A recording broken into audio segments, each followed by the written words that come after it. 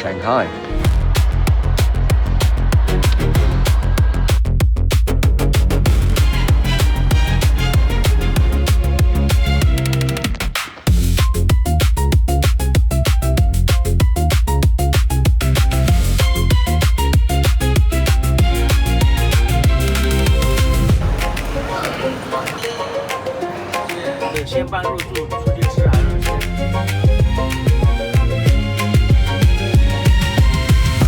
Hello friends, I am not outdoors at the moment. It's ridiculously hot. Instead, I'm indoors, and this is Fox ESS. I'm in Wenzhou, China, and behind me is the Fox ESS Phase 2 Smart Factory.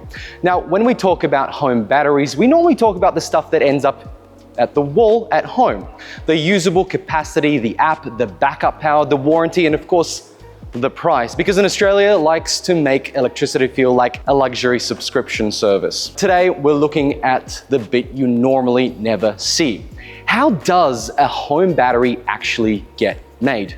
Because this is not just a box full of cells that magically appear at your installer's warehouse. There is a whole process behind it.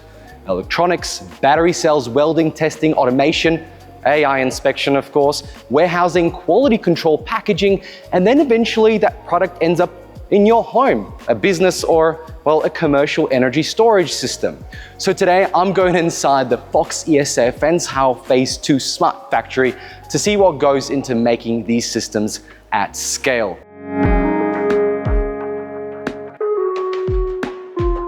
And this is a big operation. Fox ESS has a Phase 1 and a Phase 2 already running. And with Phase 3 and 4 under construction, the total planned capacity is 50 gigawatts, which is a ridiculous number when you actually think about it. Now, the first thing you notice when you come into a place like this is the scale.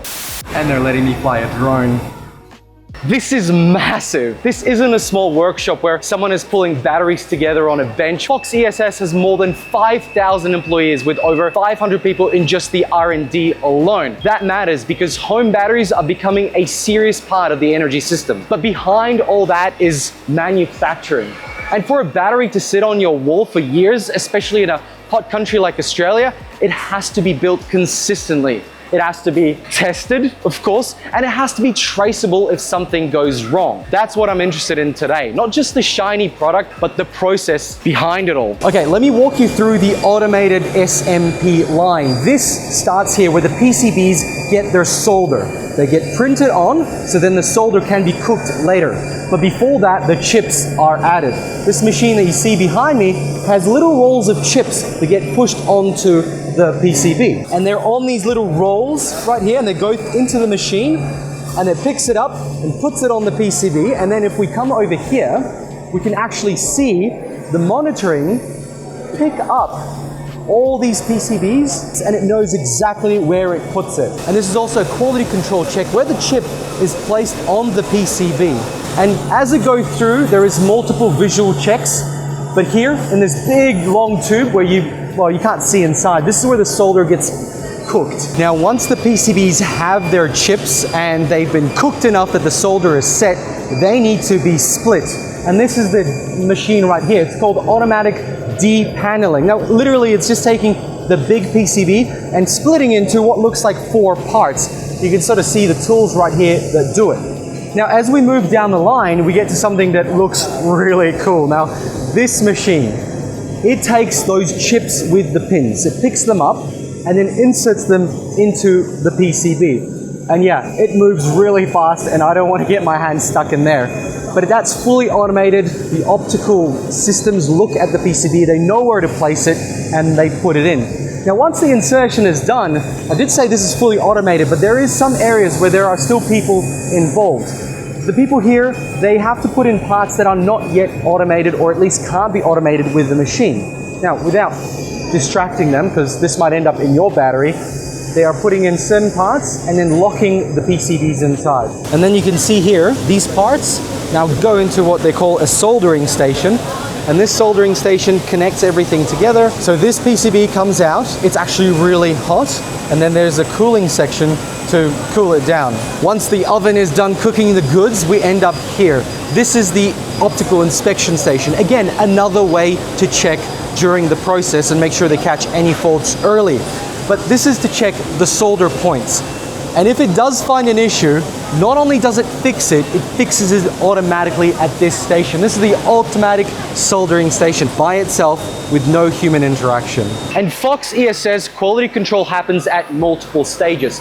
Before production, raw materials and components are checked, and during production, they check things like module welding, screw locking, safety tests, gas tightening tests, operating condition tests, and end-of-the-line checks. Then before shipping, they inspect the enclosure, the top cover, the labels, the appearance, packaging, product models, specifications, quantity, and even packaging condition. Now, Fox ESS AI is used for things like automating the production lines, smart logistics, smart warehousing, dynamic scheduling, mixed line production, and reducing the changeover delays. But the more interesting part to me is the quality. AI can help with incoming material inspection, vision checks on cells, PCBs, and power components. The assembly process is also very detailed. The error proofing, checking for wrong installation, missing fastenings, and insufficient torque, laser welding monitoring, acoustic fingerprint monitoring, and root cause analysis. And look, this is where AI makes sense. I know people are all about, oh, AI, but here, it's not a gimmick. It's not a buzzword. It's another layer of inspection, consistency, traceability, and fault detection. Because if this battery is going into somebody's home, the question is not, did the factory use AI? The question is, did the factory use technology to make the product safer, more consistent, and easier to trace if something goes wrong? Now, on floor 2, which is way louder than floor 1, Fox ESS has 5 battery assembly lines, with 2 of them fully automated. And this is where production of the CQ7, EP6 Plus, and the EP12 are actually assembled. And this is probably one of the key areas people imagine when they think about a battery factory. Behind me to the right are the cells, and they're coming together fully automated with robotics. Those modules are being assembled, welded, fastened, checked, and eventually the product takes shape. The interesting thing here is how much of the process is controlled and checked along the way. Just like the PCB line, Fox ESS says Phase 2 has an automation rate of above 75%. That means more consistency, faster production, less manual handling, and better traceability. And that traceability is a big deal. If something is checked during production, the factory can record what happened, when it happened, and where in the process it happened. That means quality control is not just a person at the end looking at the finished product saying, yeah, all right, mate, that looks good. Now let's talk about battery chemistry, because the batteries being produced here are the LFP chemistry, which stands for lithium iron phosphate. Now, for home and commercial energy storage, the LFP has become a really important chemistry because it is known for safety, long cycle life, thermal stability, lower cost, and it does not use cobalt. Now, that last bit matters from a supply chain point of view and the cost point of view. But the safety and thermal stability piece is especially important when we're talking about putting these things inside your home. Now, for Australia, this is the model that you'll get. It's a very strong fit. We have extremely hot conditions, lots of rooftop solar, rising battery adoption, and plenty of homes where the battery might be installed in a garage that does not have air conditioning, on the outside of a wall outside, or somewhere where that gets really, really warm. This, my friends, is a heater. And you may be wondering why a battery needs a heater. Well, look, Australia does get cold, and when it does get cold, LFP batteries do lose the total amount of capacity.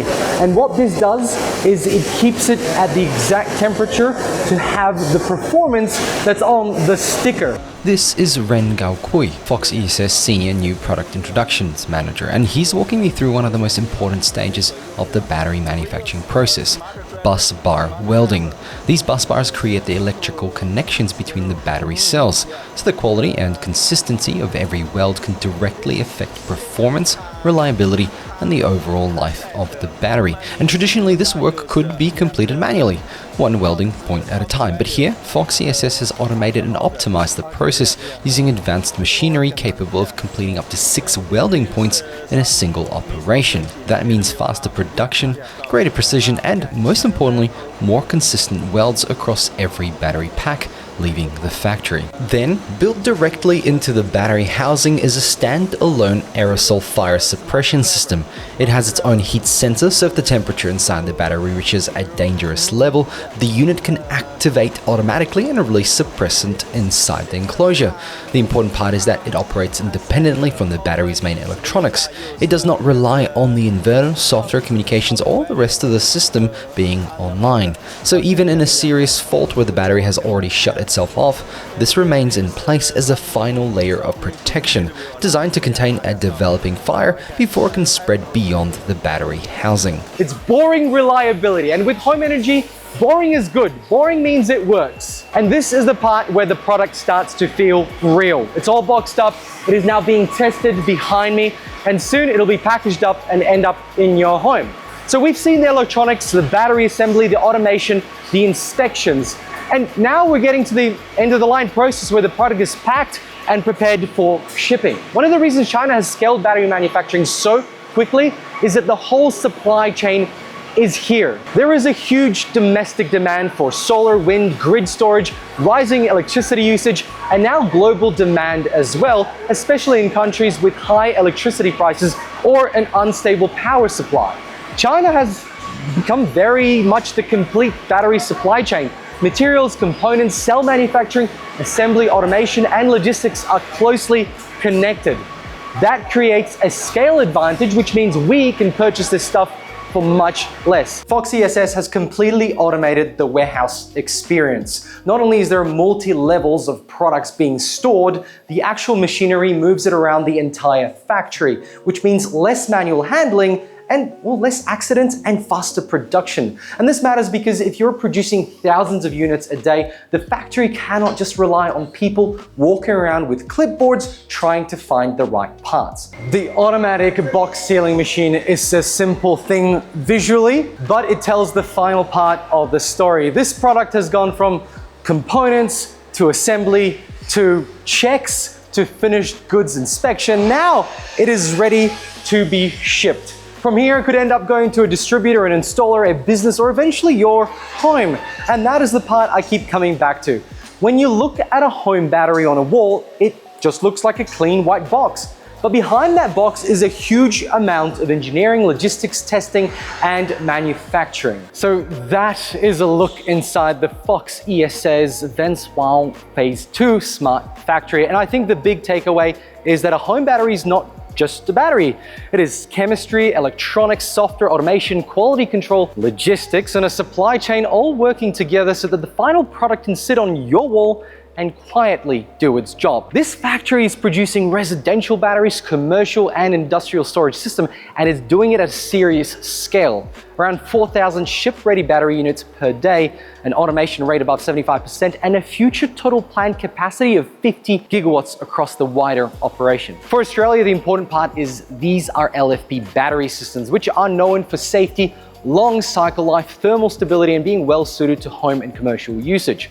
And after seeing the process behind it, you start to appreciate how much has to happen before a battery ever gets installed in a home. So next time you see a home battery on a garage wall, remember that clean little box has probably been through more testing, automation, scanning, inspections, and logistics than most of us go through in a year. Huge thanks to the team here at Fox ESS. They've been wonderful hosts. Thanks for them for flying me over here and showing me this amazing factory. I'm Pat. Make sure to like and subscribe, and I'll catch you in the next one. Bye!